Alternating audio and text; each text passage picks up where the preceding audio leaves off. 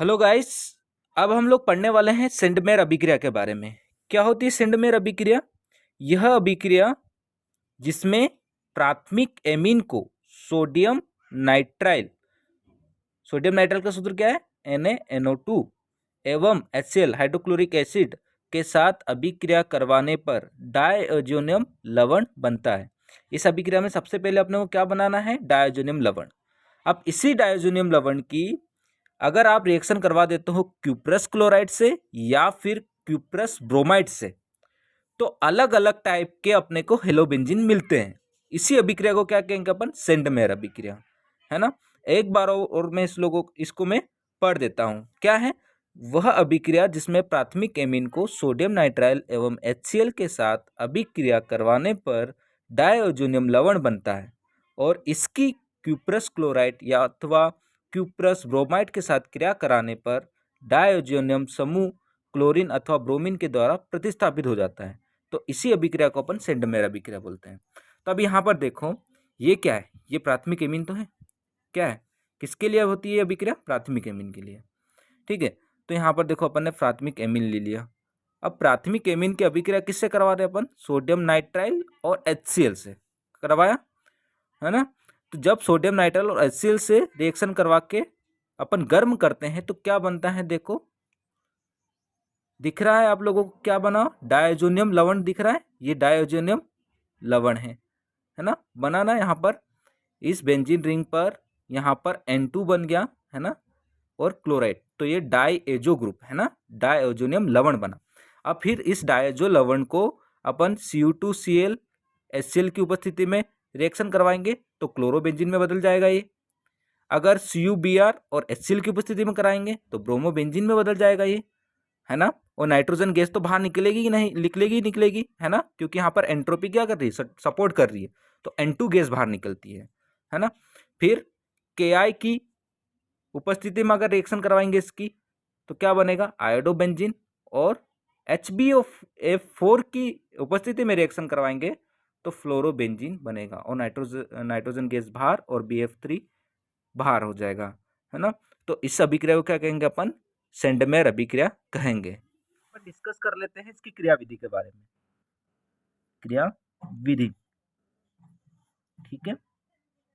Sandmeyer अभिक्रिया से पता तो है ना कि अपन प्राइमरी एमीन्स लेते हैं, उसकी रिएक्शन किससे करवाते हैं? उसकी रिएक्शन करवाते हैं अपन NaNO2 प्लस HCl से, है ना। ये NaNO2 और HCl का कॉम्बो क्या डोनेट करता है अपने को? HNO2 बना के देता है ना। तो रिएक्शन करवाते हैं तो डायजोनियम क्लोराइड बनता है। अब जैसे ही डायजोनियम क्लोराइड बना तो क्या बन जाएगा? क्लोरोबेंजीन, ब्रोमोबेंजीन, आयोडोबेंजीन या फिर फ्लोरोबेंजीन, है ना। डिपेंड करता है कि कौन सा रिएजेंट ले रहे हैं अपन, है ना।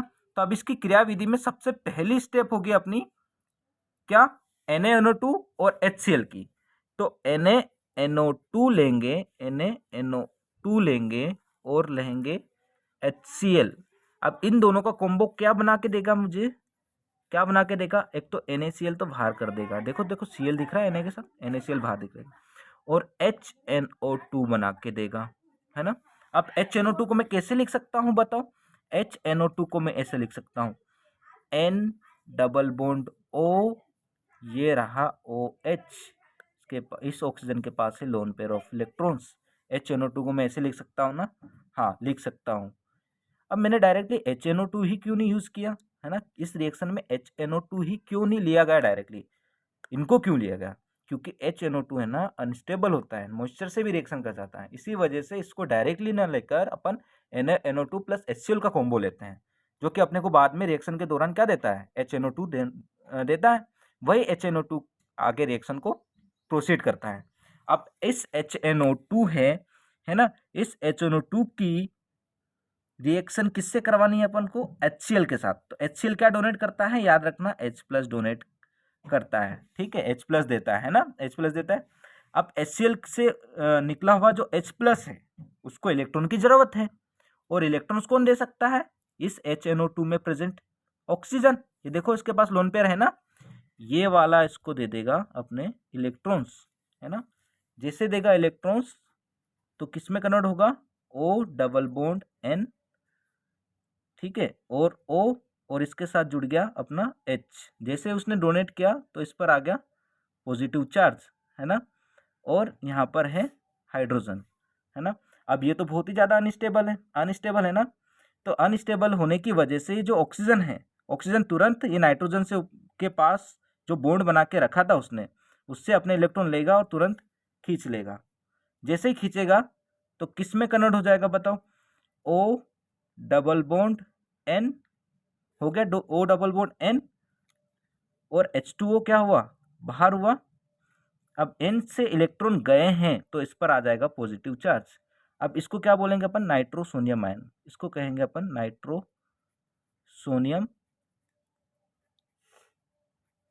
आयन्स, ठीक है, इनको कहेंगे अपन नाइट्रोसोनियम आयन, जो कि बहुत ही ज़्यादा स्टेबल है। कैसे? यहाँ पर ऑक्सीजन है, इसके पास लोन पेयर ऑफ इलेक्ट्रॉन्स है, वो यहाँ पे अपने लोन पेयर ऑफ इलेक्ट्रॉन देगा तो किस में कन्वर्ट हो सकता है? O plus triple bond N। Resonance हो रहा है ना, रेजोनेंस पॉसिबल है, इसी वजह से स्टेबल है ना। अब ये वाली जो स्पीसीज है, ये वाली स्पीसीज अटैक करेगी किसको? एनिलीन को, ठीक है। तो एनिलीन को अपन अटैक करवाते हैं, ठीक है। तो एनिलीन लेते हैं, है ना, एनिलीन ले लेते हैं। ये रहा अपने पास NH2, ये रहा एनिलीन। एनिलीन से पर कौन अटैक करेगा? उस पर अटैक करेगा अपना O, इसके पास लोन पेयर ऑफ इलेक्ट्रॉन्स है, डबल बॉन्ड N, और इसके ऊपर पॉजिटिव चार्ज। ये है ना नाइट्रोसोनियम आयन, है ना। यही अटैक करेगा। क्यों अटैक करेगा? क्योंकि ये किसकी तरह बिहेव करता है? ये बिहेव करता है इलेक्ट्रोफाइल की तरह, क्योंकि इसको इलेक्ट्रॉन्स की कमी है। तो ये वहां पर अटैक करेगा जहां पर इलेक्ट्रॉन्स की डेंसिटी अच्छी खासी हो। तो एनिलीन का जो N है ना, उसके ऊपर इलेक्ट्रॉन्स की डेंसिटी अच्छी खासी है ना। वो N अपने इलेक्ट्रॉन्स को डोनेट कर सकता है ना। तो होगा क्या? ये जो एनिलीन का नाइट्रोजन है वो डोनेट करेगा इसको अपने इलेक्ट्रॉन्स। कर दिया डोनेट। तो डोनेट करने के बाद उस N को अपने साथ जोड़ लेगा। तो अपन भी जोड़ लेते हैं। ये रहा N, इसके पास 2 हाइड्रोजन है, इसने अभी अपने इलेक्ट्रॉन्स दे दिए हैं, तो इस पर आ गया पॉजिटिव चार्ज, और इसने उस N को अपने साथ जोड़ लिया, और इसके पास डबल बॉन्ड ऑक्सीजन तो है ही। इसका जो अपना पॉजिटिव चार्ज था वो खत्म हो गया, क्योंकि एक N ने उसके इलेक्ट्रॉन्स दे दिए। अब होगा क्या? यहाँ पर क्या होगा? ये जो पॉजिटिव चार्ज N पर आया है वो अनस्टेबल है, तो तुरंत नाइट्रोजन यहाँ से इलेक्ट्रॉन्स हाइड्रोजन से लेगा, उसके साथ जो हाइड्रोजन जुड़े हैं उससे इलेक्ट्रॉन लेगा, और उसको H+ के फॉर्म में क्या देगा? बाहर निकाल देगा। तो किस में कन्वर्ट होगा? यहाँ पर लिख देते हैं। ये रहा N, ठीक है। जैसे इसने अपने साथ उपस्थित हाइड्रोजन के इलेक्ट्रॉन को खींचे तो पॉजिटिव खत्म हो गया, लेकिन अभी एक केस तो है ही, पॉजिटिव खत्म हो गया, लेकिन इसके पास लोन पेयर तो आ गया, है ना। उसने लोन पेयर ऑफ इलेक्ट्रॉन्स खींचे ना, लोन पेयर ऑफ इलेक्ट्रॉन खींचे तो ये पॉजिटिव तो खत्म हो गया, लेकिन लोन पेयर तो आ गया ना, है ना। न्यूट्रल तो हो गया है अभी वो, है ना, लेकिन लोन पेयर आ गया है। फिर N तो है ही सही पहले से, और डबल बॉन्ड O, है ना, इसके पास भी लोन पेयर है। अब होगा क्या?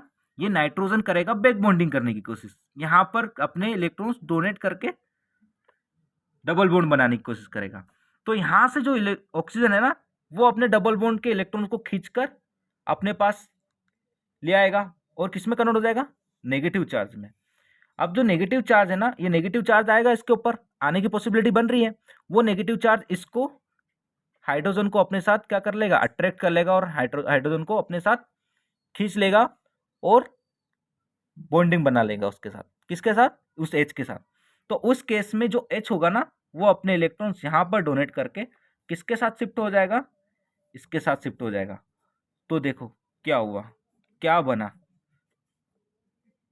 ये बन रहा है, देखो, नाइट्रोजन ने बैक बॉन्डिंग करी, है ना, है ना। आप यूं भी समझ सकते हो, बैक बॉन्डिंग करेगा नाइट्रोजन बैक बॉन्डिंग करेगा, तो इस पर क्या आ जाएगा? वापिस से पॉजिटिव चार्ज आ जाएगा पॉजिटिव चार्ज, और इसके पास यहाँ पर डबल बॉन्ड बन जाएगा। फिर यहाँ पर नाइट्रोजन, यहाँ पर ऑक्सीजन पर क्या आ जाएगा? यहाँ पर आ जाएगा नेगेटिव चार्ज, क्योंकि ये इलेक्ट्रॉन खींचेगा।